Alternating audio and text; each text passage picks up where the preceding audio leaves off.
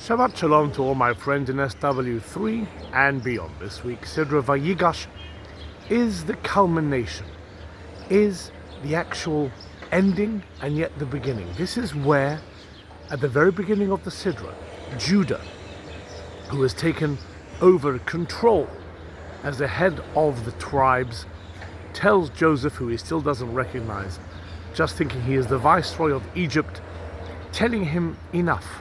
We can't continue like this. You have now imprisoned our brother Benjamin, the second son of our father's favorite wife Rachel, the first son Joseph, who we think is dead, and now Benjamin being imprisoned, our father will not live any longer. This is not going to work. You have to release him immediately. This, plus a few other things that Judah says, eventually convinces Joseph to reveal himself and say, I am Joseph.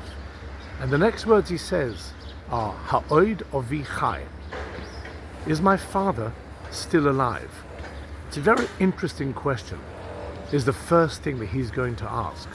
And yet, if you look at what happens when he sends for Jacob, his father, and the rest of the family to come and live in Egypt, because now the only place where you can get food is Egypt, our rabbis tell us that just as Jacob comes out of his chariot and Joseph is there to welcome him, the two are meeting after so many years where Jacob is convinced that his son has been killed and he sees him alive. Our sages say that Jacob said the Shema,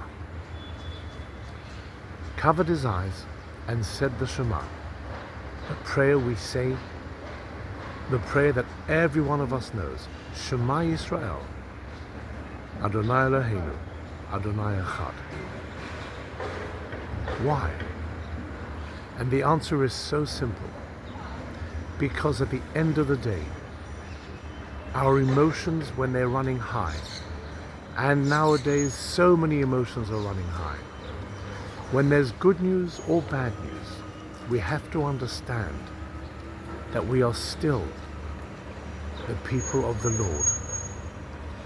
And when Joseph reveals himself, all he wants to know is my father still alive? I don't need to know anything else. Has the Lord spared my father?